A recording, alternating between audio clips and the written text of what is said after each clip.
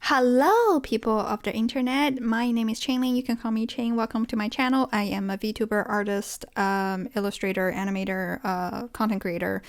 I don't know my title. But welcome to my channel. And today we're going to talk about the beast that is coming around the corner. As of the recording time right now, it is 2021, September 29th at 8:45 p.m. When I first started recording it, it was like 8:25.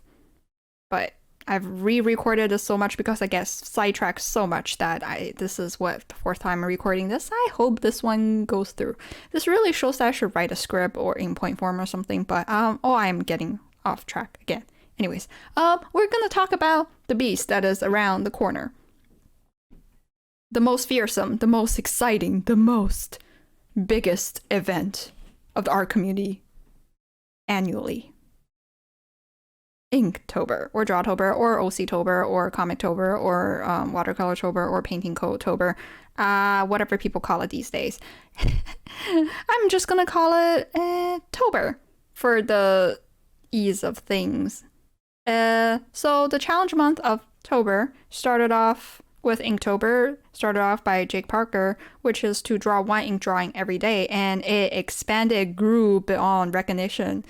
Nowadays, people just come up with a prompt list to draw every day.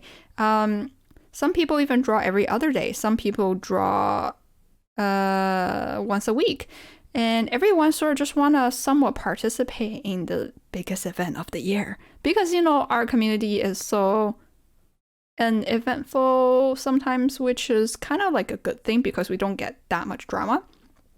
A lot of people want to join, but they're like, oh, drawing every single day feels kind of much. I don't have time for that. I can't find I can't find a good prompt list I want to follow. Where a lot of people wanted to join, have doubts. A lot of people are joining and have anxiety over not finishing it. And today I'm going to share my thoughts on how the challenge month of October came to be, why people participate in it, maybe some tips on how you should participate in it, and I will also tell you about my personal plan on the October of 2021. I think the amazing thing about Challenge Month is the fact that it has a month of a time limit. Same thing with like a 100-day project. If you don't know about the 100-day project, I think it is like for a 100-day, you give yourself a goal and you do that goal every single day. There's people who make like 100 days of ceramics, 100 day of bird doodle, things like that. It's kind of similar to Inktober, but over 100 days. And I think to grow from that mentality is to give yourself a goal of wanting to improve on something, or starting a project that you wanted to start for a long time, or develop a comic idea that has just been in your head. You didn't make any visual development of the story. And the amazing thing about October is that it's over in 30 days. You might fail horribly. You might succeed exceedingly, which I hope you guys all succeed. But it will be over in 30 days. Or 31. Is there 31 days in October, I think? Oh my god, my bird brain. It's kind of like exams when you're in school. When exam season come around, everybody is dreading it. Everybody is overworking. Everybody is not sleeping, running out of coffee. It is painful, but we all know that it will be over in a couple of days. And no matter how bad it is, it will be over. And that's kind of the driving force that made a lot of people pull through. And the same thing with challenge month, with October. No matter how hard it is or how stressful it is, it will be over in 30 days. And I mean, you can even give up halfway. A lot of people do, and there's no shaming that, because I mean, at the end of the day, it's something that it's a personal project. It's mostly for fun, and nobody is paying you to do this. It's if you have more life thing going on, a lot of people just decide to not finish it, which is completely fine and valid.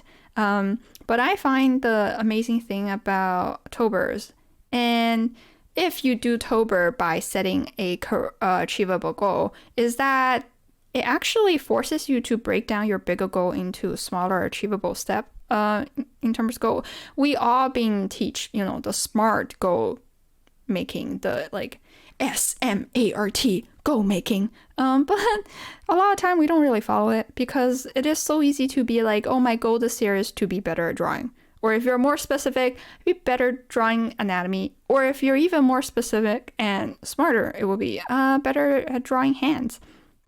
But that is still a broad, I guess, general goal. And by incorporating to Inktober, oh, I want to get better at drawing hands. Oh, it's Handtober. Is that a thing? I don't know.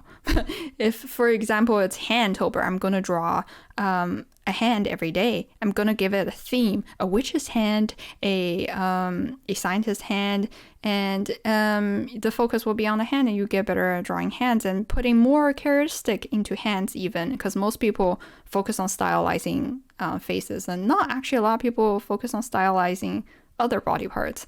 That's actually a very good idea now that I'm rambling about it.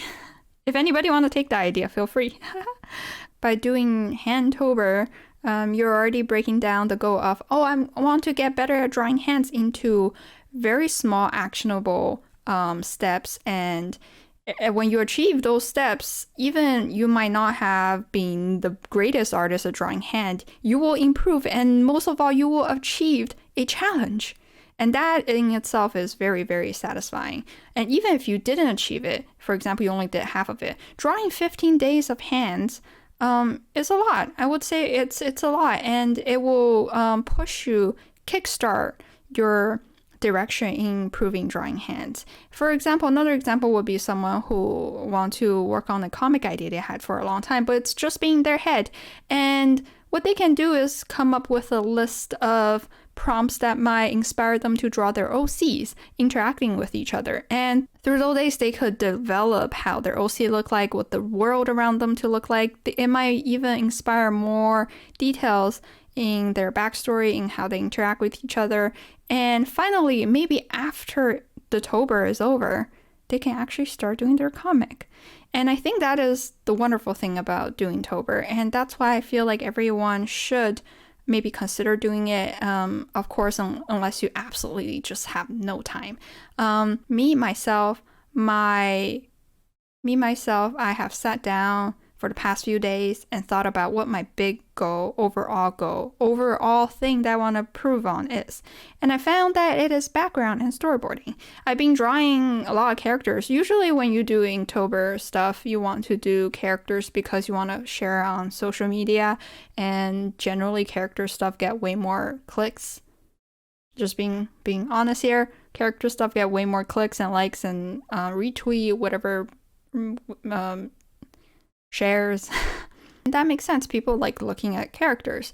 But I want to focus on background storyboarding this time. And I want to focus on studying background and storyboarding this time. As a content creator, I always felt kind of pressured to create something more interesting, more original, more finished for social media. And I actually haven't done much sketching or studying in general. And I feel like it's missing from my art growth. I want to study other artists' work, not even artists' work. I want to study like from photos, from game screenshots. I guess that's from artists as well. Photographer and game developers are artists as well. 3D modeler, all those are art. I want to study from other artists. And those generally I don't post. And when I do studies, I don't feel like posting them because one, they're practice, and second, essentially I'm copying another artist's work, whatever, and I don't feel good about posting it.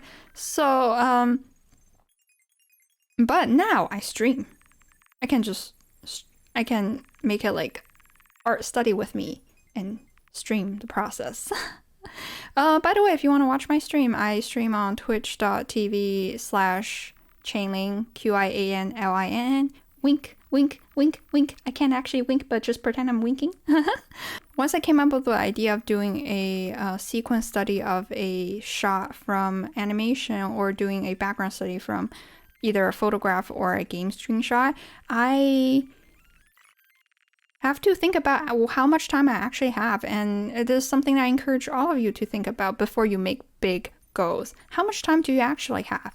I have school, and also I need to actually create stuff to post on Instagram since studies aren't that postable. I might actually make reels of this now that I think about it. Maybe that will loosen the load on my back. I am in my senior year of my degree in animation. I have to make my senior film. So 2 hours, I said. 2 hours every day. Some people would even go for, oh, you should do 1 hour, but 1 hour feels very fast for me. I draw very slow. I feel like I can't accomplish much in 1 hour, and 3 hours just felt like it's getting too long. I've spent too much on a study, which I often do, which is why I need to set myself a more constricted time limit.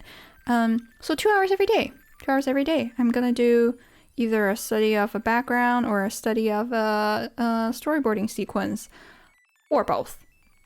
If that's possible, I'm gonna try. It will be a interesting tober. Maybe my ramble and my plans of my own tober. I can't even name my tober project. I could call it study tober, storyboarding tober, background tober. It doesn't ring a bell. It doesn't sound good. I'm just gonna call it tober. Oh, a lot of people actually attach their name in front of it. Like I think Lord Grease did that on Instagram. It's called like Grease Tober or something. I might just call it chain tober. So for my chain tober, I'm actually very excited because I can not think about posting beautiful art to beautiful finished art. Not that my art is... Oh, I'm gonna get smacked for this. Okay, my art is beautiful. I don't have to think about posting beautiful art to Instagram. Every time I draw, I can just focus on studying, actually improve the skill I want to improve for so long. And I hope you enjoy the speed paint I have going on in the background, because I felt it would be kind of boring if I'm just talking to the camera with a stationary background, even though I don't know how much more interesting it is to put the speed paint of me drawing the line art of my room. And all my social media is linked below. Wink. Verbal wink. And thank you so much for watching to here. I'm gonna edit this audio and it's gonna be very cringy, I just know it. But have a great day, everyone, and have a great tober.